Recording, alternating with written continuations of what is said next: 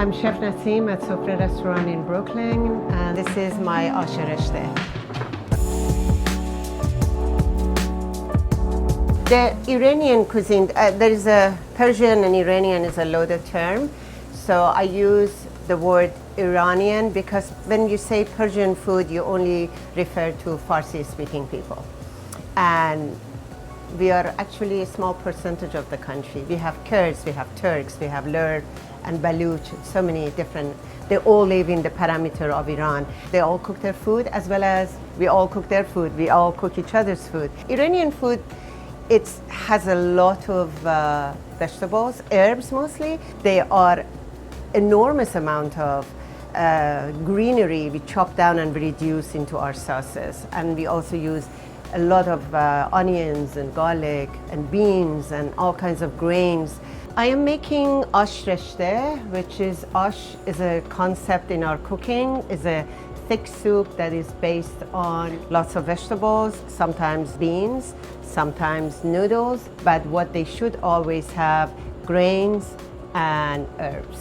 And then you build on it. But this is a dish that I eat myself all the time, I fed my family all the time. It's one of the dishes that is a cornerstone of our cooking. These are pre-soaked and cooked red beans and chickpeas. This is a scallion, cilantro, parsley, spinach. This is a dry mix of all this. This is the onion I'm going to start the dish with. I call this a liquid gold. Is when we make our yogurt, we strain our yogurt a little bit, and then I keep all the water of it. We drink it just regularly or use it as a flavor enhancer for many of my dishes, and including this ash. This dish can be done with just water.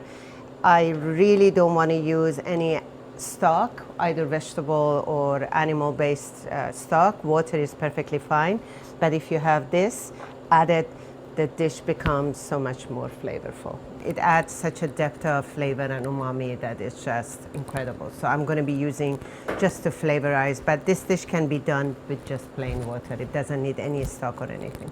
Once this is reduced down and mixed with dry yogurt, becomes liquid whey, which is quite thick, and you're going to see how I'm going to use it in our dishes. I'm going to start by frying the onion.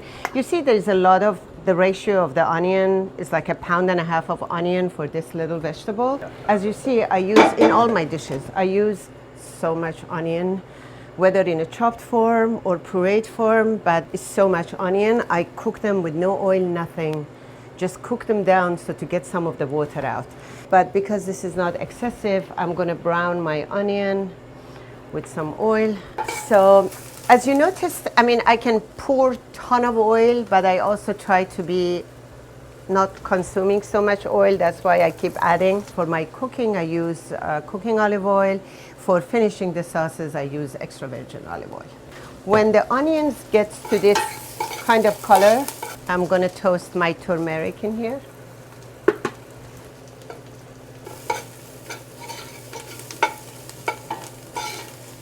You see the toastiness, the smell is coming out, it's beautiful. I like to add a little bit more oil. Add this one or the water because I want to deglaze my pan after a few minutes. I put all my vegetables in there. This is a scallion, cilantro, parsley, and spinach.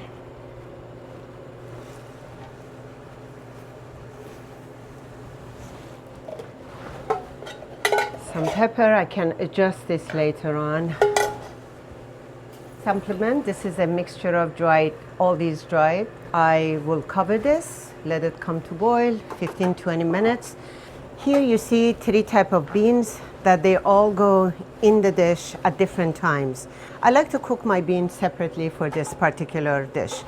When I cook at home, they all can go in one pot and it's okay. But for the restaurant, I want to have a control over my beans. I don't want some of them to be completely falling apart, some of them to be just uncooked. So I like to cook them separately. We save the chickpea water and we use it in our bar program instead of cream for making foam aquafaba in oral drinks. I also make sometimes occasional meringue with it, and it's just really delicious. So this way I'm preserving this. Sometimes I add the liquid, the cooking liquid of this to the family meal. I want every nutrient that exists to be used somehow. Because these are cooked, I just add them when the sauce is fully done. The lentil needs about 20 minutes. This is noodle. This is wheat noodle. All our ashes have some kind of starch, rice, cracked wheat. This one has wheat noodles. So once the vegetables cook down, I'm gonna add lentils and this to cook together. And then I'm gonna add a little bit of whey, which is a diluted form of this. They come in a jar like that. We add just a touch of water to this. We call it kashk. It's liquid whey. And we use it in the cooking as well as the garnish. This needs at least like 15 minutes before I can add other things. So let's see. Yeah, this is about 20 minutes. I don't want to overcook the vegetables. These are the lentils that they go in. You can leave the noodles like whole this size. I like to break them, but not too much. The reason I cook them at different points, because again, I don't want to overcook the noodles or overcook. They cook about the same time. It's going to need some more liquid.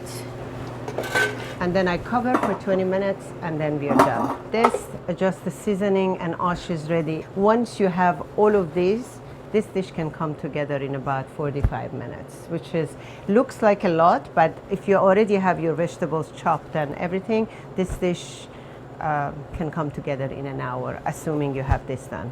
We already added some kashk, some whey, so I'm just gonna add some more, and then I'm gonna put more on top. This is ready, just add the beans, mix it. You see all that beans, they all expand, and this is it, this is ready. I wait a few minutes for the beans to come to the hot temperature, and the dish is ready, we are ready to plate. Because it's a heavy dish and it's a rich dish and I would like my guests to enjoy our menu, I encourage people to share that. So usually, typically we serve it as an appetizer, and we give extra little bowls to our guests, and they all enjoy it in a group setting. It's a complete meal. If you eat this, that completes your dinner. There is plenty of whey already in the sauce, but then this is, for me, it has so much flavor that I'm gonna have a nice rich amount of whey on top, followed by, this is saffron, diluted saffron, which we already have that. It just gives such a rich aroma. Mint oil, you cannot have ash without fried mint and its oil. I love it so much that I even grill vegetables and I just pour it over everything, like on top. The more the merrier. It's just, you can't have enough of mint oil. Topped by just generous amount of fried crispy onions and ton of garlic chips. I save the oil of the garlic, and sometimes I enhance it because it just has such a perfect aroma. Garnishes are very, very important in every dish. This is a full dish, it's a complete meal, so I encourage our guests to just share that, but here it is.